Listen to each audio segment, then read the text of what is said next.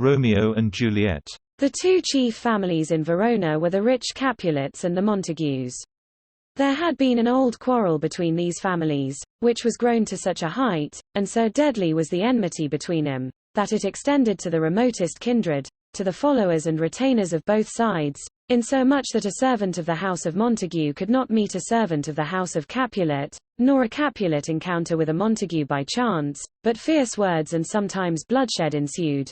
And frequent were the brawls from such accidental meetings, which disturbed the happy quiet of Verona's streets. Old Lord Capulet made a great supper, to which many fair ladies and many noble guests were invited. All the admired beauties of Verona were present, and all comers were made welcome if they were not of the house of Montague. At this feast of Capulets, Rosaline, beloved of Romeo, son to the old Lord Montague, was present. And though it was dangerous for a Montague to be seen in this assembly, yet Benvolio, a friend of Romeo, persuaded the young lord to go to this assembly in the disguise of a mask, that he might see his Rosaline, and, seeing her, compare her with some choice beauties of Verona, who he said would make him think his swan a crow. Romeo had small faith in Benvolio's words. Nevertheless, for the love of Rosaline, he was persuaded to go.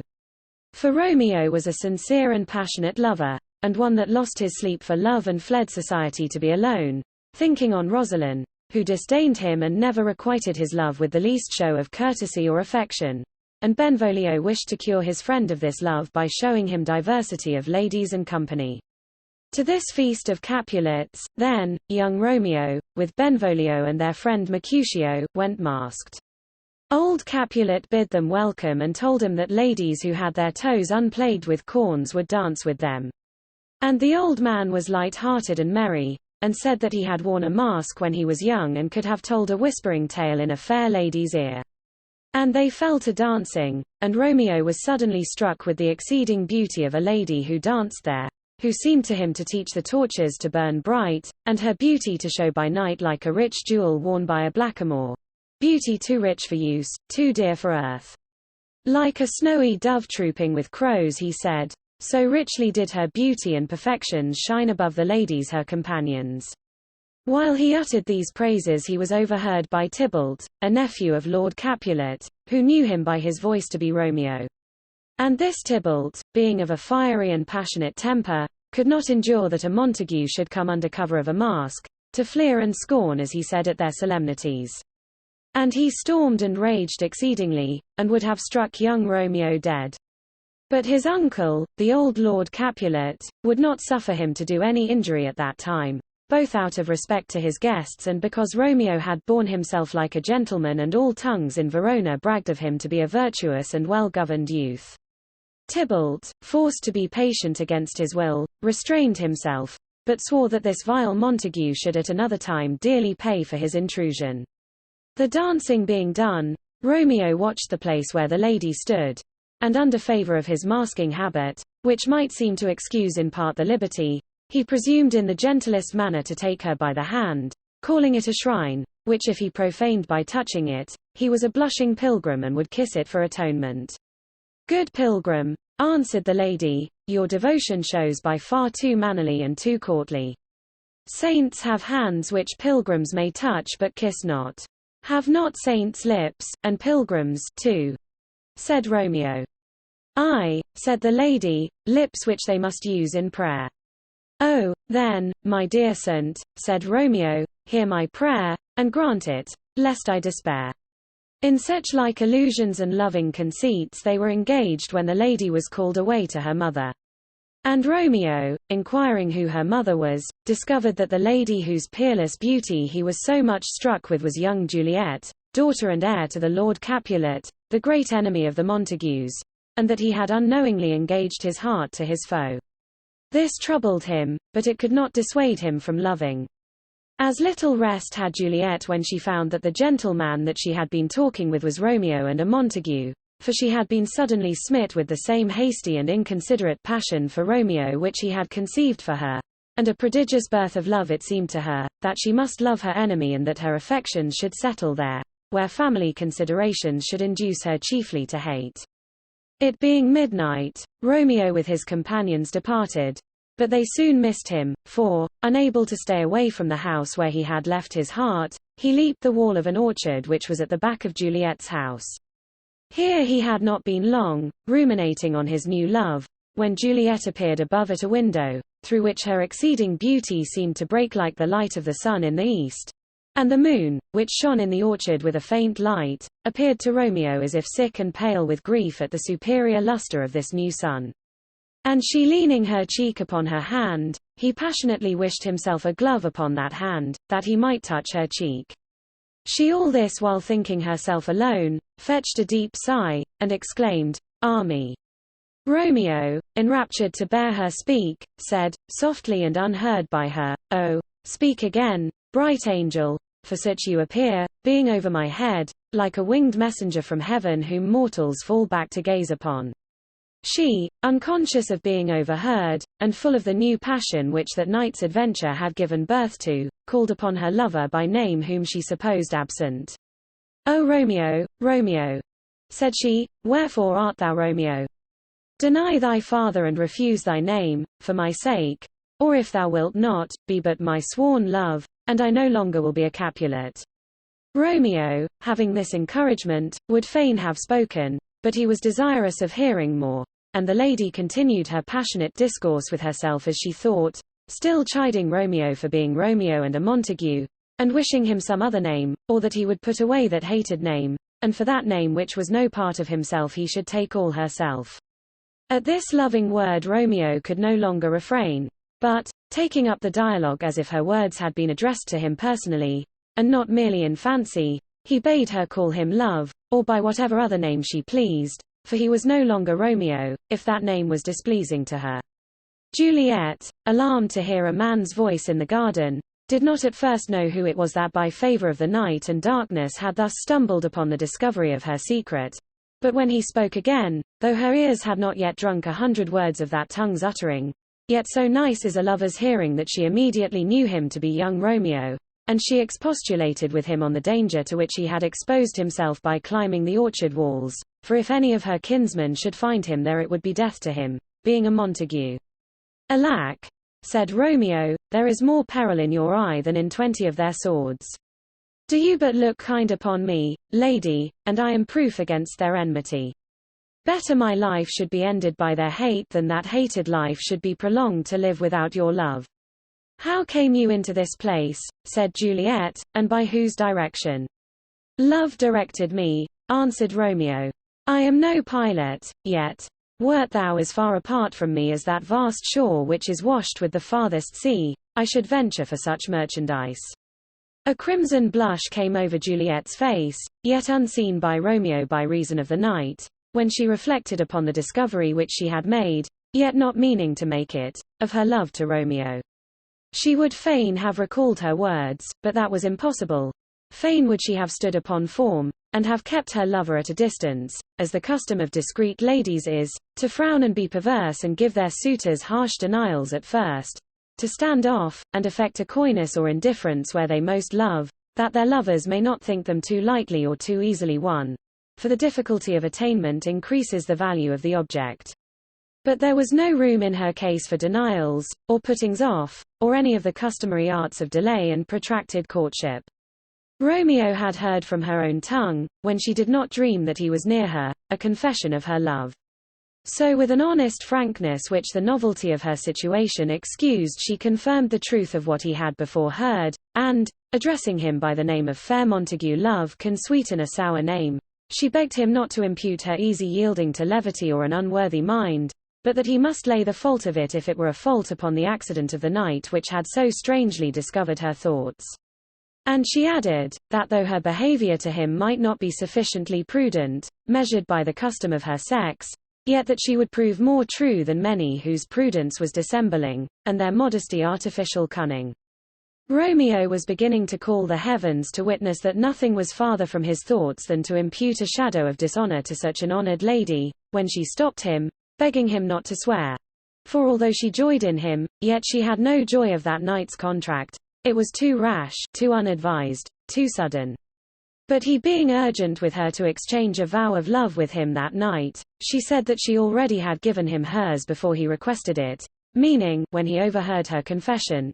But she would retract what she then bestowed, for the pleasure of giving it again, for her bounty was as infinite as the sea, and her love as deep. From this loving conference she was called away by her nurse, who slept with her and thought it time for her to be in bed, for it was near to daybreak. But, hastily returning, she said 3 or 4 words more to Romeo, the purport of which was, that if his love was indeed honorable, and his purpose marriage, she would send a messenger to him tomorrow to appoint a time for their marriage, when she would lay all her fortunes at his feet and follow him as her lord through the world. While they were settling this point, Juliet was repeatedly called for by her nurse, and went in and returned, and went and returned again, for she seemed as jealous of Romeo going from her as a young girl of her bird, which she will let hop a little from her hand and pluck it back with a silken thread. And Romeo was as loath to part as she, for the sweetest music to lovers is the sound of each other's tongues at night. But at last they parted, wishing mutually sweet sleep and rest for that night.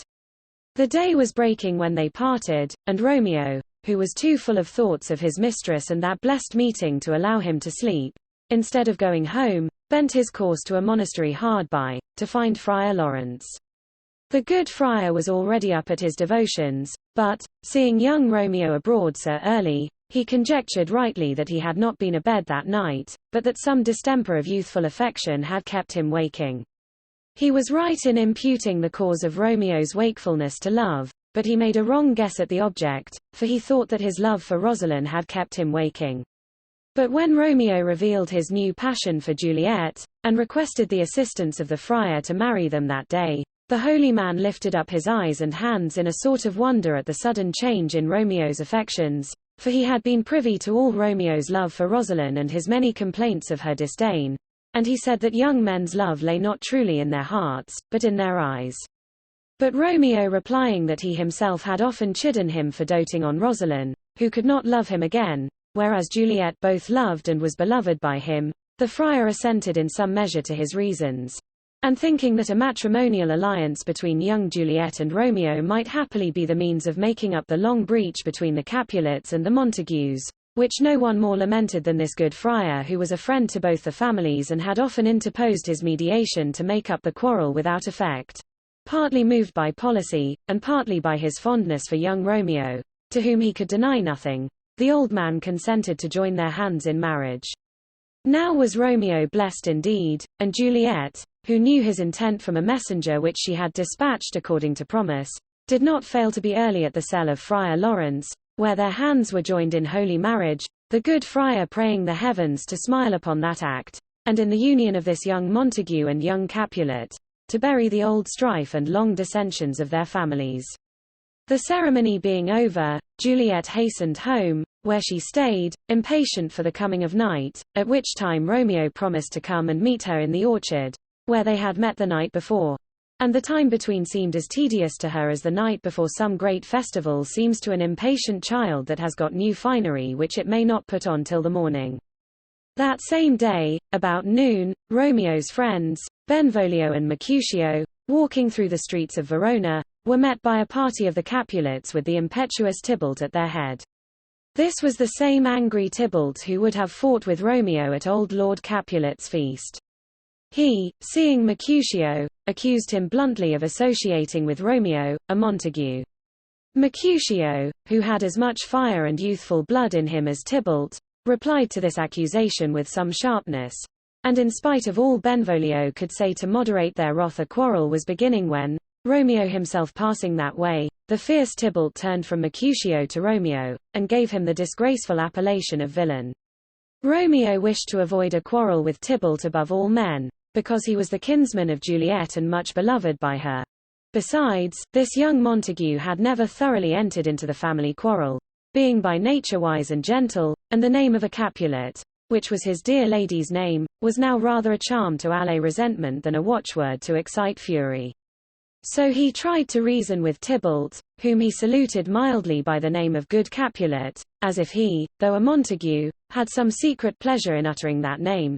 But Tybalt, who hated all Montagues as he hated hell, would hear no reason, but drew his weapon, and Mercutio, who knew not of Romeo's secret motive for desiring peace with Tybalt, but looked upon his present forbearance as a sort of calm dishonorable submission, with many disdainful words provoked Tybalt to the prosecution of his first quarrel with him, and Tybalt and Mercutio fought, till Mercutio fell, receiving his death's wound while Romeo and Benvolio were vainly endeavoring to part the combatants. Mercutio being dead, Romeo kept his temper no longer, but returned the scornful appellation of villain which Tybalt had given him, and they fought till Tybalt was slain by Romeo. This deadly broil falling out in the midst of Verona at noonday, the news of it quickly brought a crowd of citizens to the spot, and among them the lords Capulet and Montague, with their wives, and soon after arrived the prince himself, who, being related to Mercutio, whom Tybalt had slain, and having had the peace of his government often disturbed by these brawls of Montagues and Capulets, came determined to put the law in strictest force against those who should be found to be offenders. Benvolio, who had been eyewitness to the fray, was commanded by the prince to relate the origin of it, which he did, keeping as near the truth as he could without injury to Romeo, softening and excusing the part which his friends took in it. Lady Capulet, whose extreme grief for the loss of her kinsman Tybalt made her keep no bounds in her revenge, exhorted the prince to do strict justice upon his murderer, and to pay no attention to Benvolio's representation, who, being Romeo's friend and a Montague, spoke partially. Thus she pleaded against her new son-in-law, but she knew not yet that he was her son-in-law and Juliet's husband. On the other hand was to be seen Lady Montague pleading for her child's life, and arguing with some justice that Romeo had done nothing worthy of punishment in taking the life of Tybalt, which was already forfeited to the law by his having slain Mercutio. The prince, unmoved by the passionate exclamations of these women, on a careful examination of the facts pronounced his sentence, and by that sentence Romeo was banished from Verona. Heavy news to young Juliet, who had been but a few hours a bride and now by this decree seemed everlastingly divorced. When the tidings reached her, she at first gave way to rage against Romeo, who had slain her dear cousin. She called him a beautiful tyrant, a fiend angelical, a ravenous dove, a lamb with a wolf's nature, a serpent heart hid with a flowering face, and other, like contradictory names, which denoted the struggles in her mind between her love and her resentment. But in the end love got the mastery, and the tears which she shed for grief that Romeo had slain her cousin turned to drops of joy that her husband lived whom Tybalt would have slain. Then came fresh tears, and they were altogether of grief for Romeo's banishment. That word was more terrible to her than the death of many Tybalts.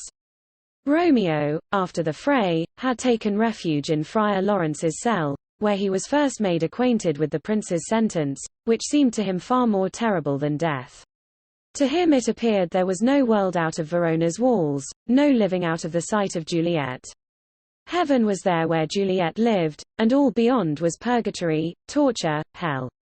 The good friar would have applied the consolation of philosophy to his griefs, but this frantic young man would hear of none, but like a madman he tore his hair and threw himself all along upon the ground, as he said, to take the measure of his grave.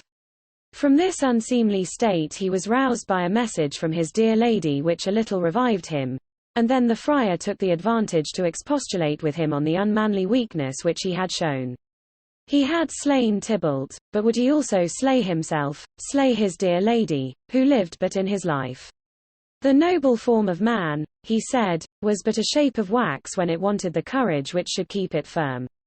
The law had been lenient to him that instead of death, which he had incurred, had pronounced by the prince's mouth only banishment. He had slain Tybalt, but Tybalt would have slain him. There was a sort of happiness in that. Juliet was alive and beyond all hope had become his dear wife. Therein he was most happy. All these blessings, as the friar made him out to be, did Romeo put from him like a sullen misbehaved wench. And the friar bade him beware, for such as despaired he said died miserable. Then when Romeo was a little calmed he counselled him that he should go that night and secretly take his leave of Juliet, and thence proceed straightway to Mantova, at which place he should sojourn till the friar found fit occasion to publish his marriage, which might be a joyful means of reconciling their families, and then he did not doubt but the prince would be moved to pardon him, and he would return with 20 times more joy than he went forth with grief. Romeo was convinced by these wise counsels of the friar, and took his leave to go and seek his lady, proposing to stay with her that night, and by daybreak pursue his journey alone to Mantova. to which place the good friar promised to send him letters from time to time, acquainting him with the state of affairs at home.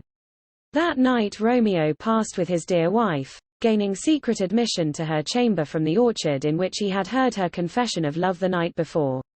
That had been a night of unmixed joy and rapture. But the pleasures of this night and the delight which these lovers took in each other's society were sadly allayed with the prospect of parting and the fatal adventures of the past day. The unwelcome daybreak seemed to come too soon, and when Juliet heard the morning song of the lark she would have persuaded herself that it was the nightingale, which sings by night, but it was too truly the lark which sang, and a discordant and unpleasing note it seemed to her. And the streaks of day in the east too certainly pointed out that it was time for these lovers to part. Romeo took his leave of his dear wife with a heavy heart, promising to write to her from Mantova every hour in the day, and when he had descended from her chamber window, as he stood below her on the ground, in that sad foreboding state of mind in which she was, he appeared to her eyes as one dead in the bottom of a tomb. Romeo's mind misgave him in like manner. But now he was forced hastily to depart, for it was death for him to be found within the walls of Verona after daybreak. This was but the beginning of the tragedy of this pair of star-crossed lovers. Romeo had not been gone many days before the old Lord Capulet proposed a match for Juliet. The husband he had chosen for her, not dreaming that she was married already, was Count Paris, a gallant, young, and noble gentleman, no unworthy suitor to the young Juliet if she had never seen Romeo. The terrified Juliet was in a sad perplexity at her father's offer. She pleaded her youth unsuitable to marriage, the recent death of Tybalt, which had left her spirits too weak to meet a husband with any face of joy, and how indecorous it would show for the family of the Capulets to be celebrating a nuptial feast when his funeral solemnities were hardly over. She pleaded every reason against the match but the true one, namely, that she was married already. But Lord Capulet was deaf to all her excuses, and in a peremptory manner ordered her to get ready, for by the following Thursday she should be married to Paris. And having found her a husband, rich, young, and noble, such as the proudest maid in Verona might joyfully accept, he could not bear that out of an affected coyness, as he construed her denial, she should oppose obstacles to her own good fortune. In this extremity Juliet applied to the friendly friar, always a counsellor in distress, and he asking her if she had resolution to undertake a desperate remedy, and she answering that she would go into the grave alive rather than marry Paris, her own dear husband living, he directed her to go home, and appear merry, and give her consent to marry Paris, according to her father's desire, and on the next night, which was the night before the marriage, to drink off the contents of a vial which he then gave her, the effect of which would be that for 42 hours after drinking it she should appear cold and lifeless, and when the bridegroom came to fetch her in the morning he would find her to appearance dead. That then she would be borne, as the manner in that country was, uncovered on a bier, to be buried in the family vault. That if she could put off womanish fear, and consent to this terrible trial, in 42 hours after swallowing the liquid such was its certain operation she would be sure to awake, as from a dream. And before she should awake he would let her husband know their drift, and he should come in the night and bear her thence to Mantova. Love, and the dread of marrying Paris, gave young Juliet strength to undertake this horrible adventure, and she took the vial of the friar, promising to observe his directions. Going from the monastery, she met the young Count Paris, and, modestly dissembling, promised to become his bride.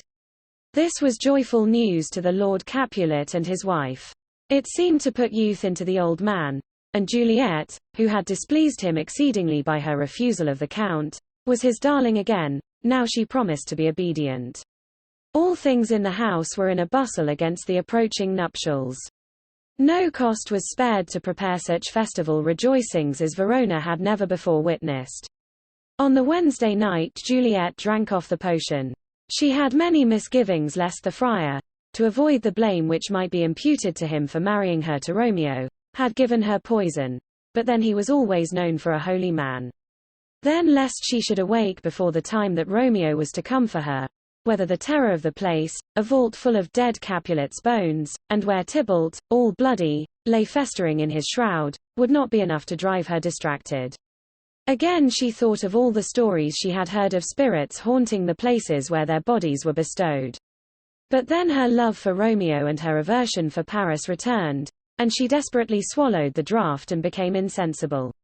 When young Paris came early in the morning with music to awaken his bride, instead of a living Juliet, her chamber presented the dreary spectacle of a lifeless corse. What death to his hopes! What confusion then reigned through the whole house! Poor Paris, lamenting his bride, whom most detestable death had beguiled him of, had divorced from him even before their hands were joined. But still more piteous it was to hear the mournings of the old Lord and Lady Capulet, who, having but this one poor loving child to rejoice and solace in, cruel death had snatched her from their sight, just as these careful parents were on the point of seeing her advanced as they thought by a promising and advantageous match. Now all things that were ordained for the festival were turned from their properties to do the office of a black funeral. The wedding cheer served for a sad burial feast, the bridal hymns were changed for sullen dirges, the sprightly instruments to melancholy bells, and the flowers that should have been strewed in the bride's path now served but to strew her course. Now, instead of a priest to marry her, a priest was needed to bury her, and she was borne to church indeed, not to augment the cheerful hopes of the living, but to swell the dreary numbers of the dead.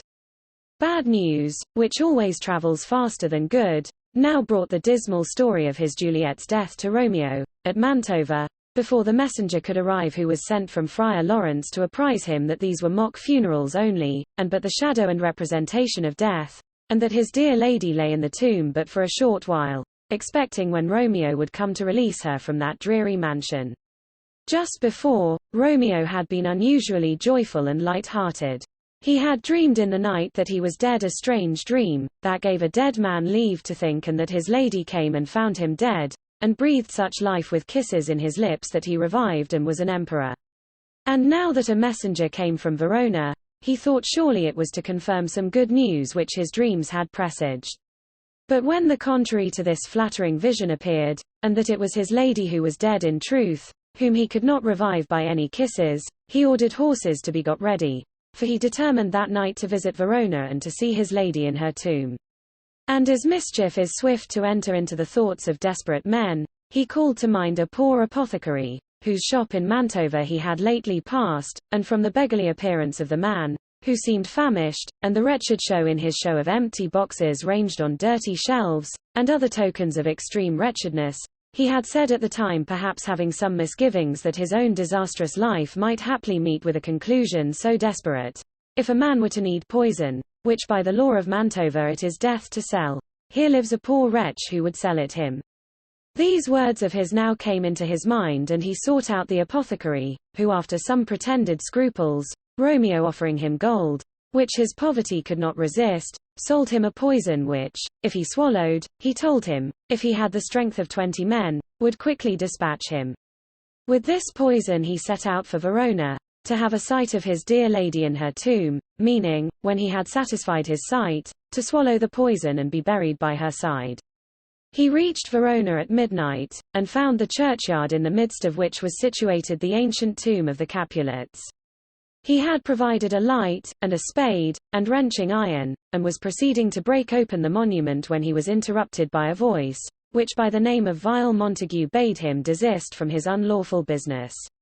It was the young Count Paris, who had come to the tomb of Juliet at that unseasonable time of night to strew flowers and to weep over the grave of her that should have been his bride.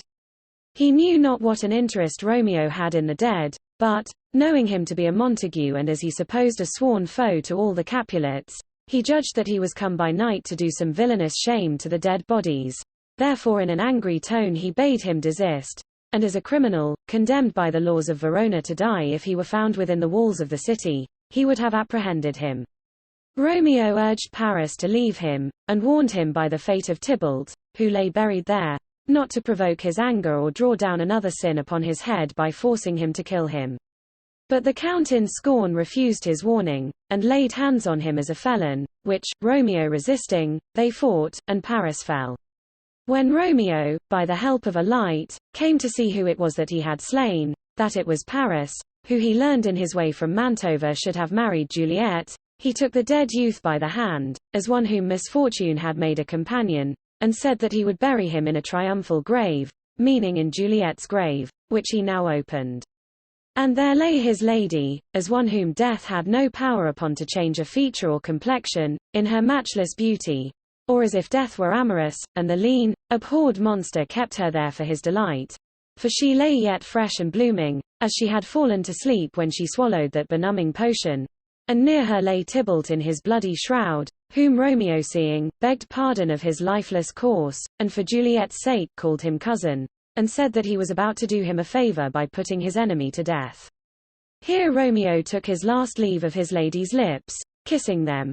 And here he shook the burden of his cross stars from his weary body, swallowing that poison which the apothecary had sold him, whose operation was fatal and real, not like that dissembling potion which Juliet had swallowed, the effect of which was now nearly expiring, and she about to awake to complain that Romeo had not kept his time, or that he had come too soon. For now the hour was arrived at which the friar had promised that she should awake, and he, having learned that his letters which he had sent to Mantova, by some unlucky detention of the messenger, had never reached Romeo, came himself, provided with a pickaxe and lantern, to deliver the lady from her confinement. But he was surprised to find a light already burning in the Capulets' monument, and to see swords and blood near it, and Romeo and Paris lying breathless by the monument, before he could entertain a conjecture, to imagine how these fatal accidents had fallen out. Juliet awoke out of her trance, and, seeing the friar near her, she remembered the place where she was, and the occasion of her being there, and asked for Romeo, but the friar, hearing a noise, bade her come out of that place of death and of unnatural sleep, for a greater power than they could contradict had thwarted their intents, and, being frightened by the noise of people coming, he fled. But when Juliet saw the cup closed in her true love's hands, she guessed that poison had been the cause of his end, and she would have swallowed the dregs if any had been left, and she kissed his still warm lips to try if any poison yet did hang upon them. Then hearing a nearer noise of people coming, she quickly unsheathed a dagger which she wore, and, stabbing herself, died by her true Romeo's side. The watch by this time had come up to the place. A page belonging to Count Paris, who had witnessed the fight between his master and Romeo, had given the alarm, which had spread among the citizens, who went up and down the streets of Verona confusedly exclaiming, "A Paris! A Romeo! A Juliet!" As the rumor had imperfectly reached them, till the uproar brought Lord Montague and Lord Capulet out of their beds, with the prince, to inquire into the causes of the disturbance. The friar had been apprehended by some of the watch, coming from the churchyard, trembling, sighing, and weeping in a suspicious manner. A great multitude being assembled at the Capulets' monument, the friar was demanded by the prince to deliver what he knew of these strange and disastrous accidents.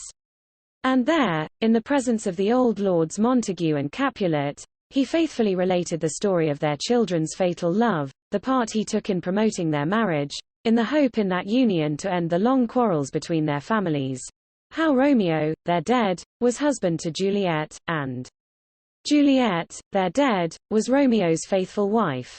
How, before he could find a fit opportunity to divulge their marriage, another match was projected for Juliet, who, to avoid the crime of a second marriage, swallowed the sleeping draught as he advised, and all thought her dead. How meantime he wrote to Romeo to come and take her thence when the force of the potion should cease, and by what unfortunate miscarriage of the messenger the letters never reached Romeo.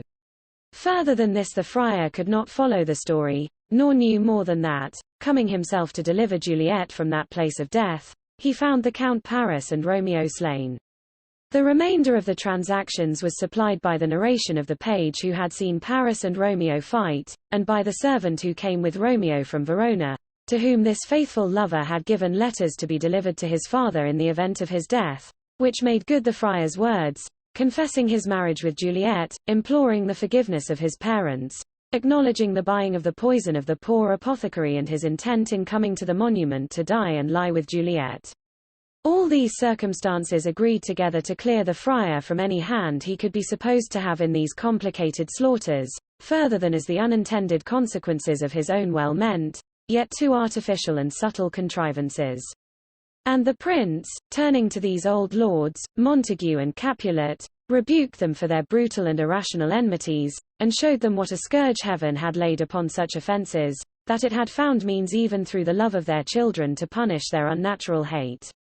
And these old rivals, no longer enemies, agreed to bury their long strife in their children's graves, and Lord Capulet requested Lord Montague to give him his hand, calling him by the name of brother, as if in acknowledgement of the union of their families by the marriage of the young Capulet and Montague, and saying that Lord Montague's hand in token of reconcilement was all he demanded for his daughter's jointure.